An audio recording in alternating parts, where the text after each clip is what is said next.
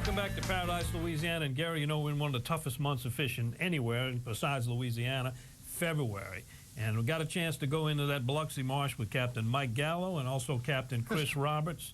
Now, you know Chris. Chris is the guy that really kind of discovered that hot spot off of Treasure Island where all those big speckled trout, including the one that earned Dr. Weiss that boat during the CCA Star Tournament. He was catching some big specks there. What makes February the toughest month?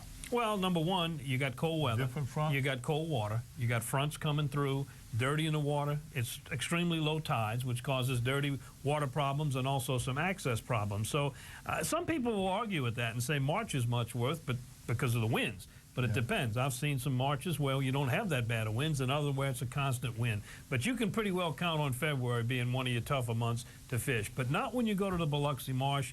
That area there, there's always going to be water there. Generally, you can find some clean water. You combine that with locating some bait, and you're going to do well. No exception this day. A little tough finding the fish. These redfish were not scattered throughout. They were heavily concentrated. And when we located a concentration of them, it was game on. Not fishing with any dead bait, no live bait, spinner baits and jigs with a ticket. I like to fish redfish with a spinner blade just because of the way they hit it when you get that feel, that little tick, and then you set that hook. Captain Chris liked to use the jig. He also used a spinner blade, and Mike is equally good with either one of them. Caught some nice reds, everything from some little undersized redfish to the big bulls that were out there. And here we go. Let's take you down there, Captain Mike Gallo. He'll give you some late wintertime fishing tips, as will Chris Roberts also, who is also a good red fisherman. And you're going to see some ducks that'll kind of make you eat your heart out now that the season's closed. Taking you now to the Biloxi Marsh with Captains Mike Gallo and Chris Roberts. Well, he knocked the snot out of that thing. You need a net? Might be a netter. Net or a flipper? You call it. He's a jumper. He's going to jump in? Okay. Put him right at the cameraman's. Well, I don't like that first cast of the morning, huh? Look at there. Bad luck. That wasn't my first cast. It wasn't? Second? I reel real fast on the first one to make sure I don't hook any. Well, I certainly always want to find clean water, and what we really keyed on today were areas where we could find bait. So fortunately, I was in here yesterday. We found some bait in certain areas, and we were able to go straight to those areas today and fish with mullet imitations, because mullet was a lot of what we were looking for. I don't think it's necessarily important to be here right at first light. The redfish will certainly bite all day long.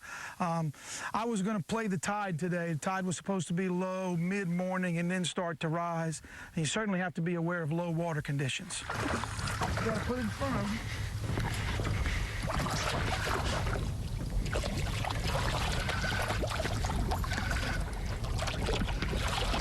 Posing too. He likes it. Here he comes. Oh, and he jumped.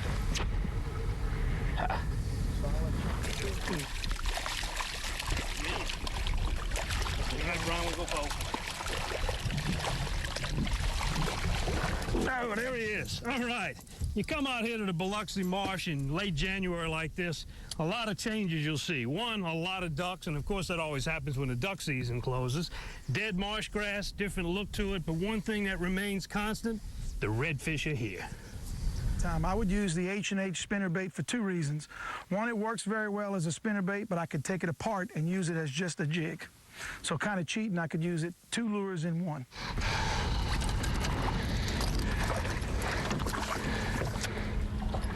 That's next year's model. Yep.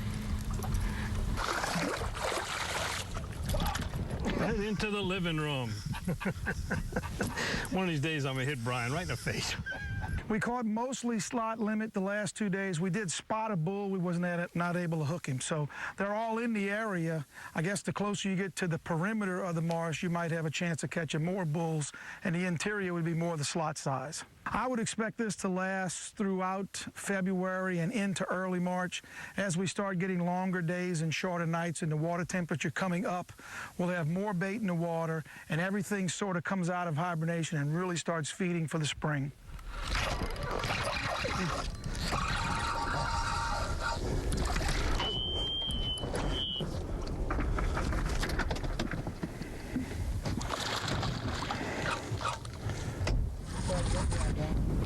Left side of it? Right here. All right, Captain Mike, here he comes, bud.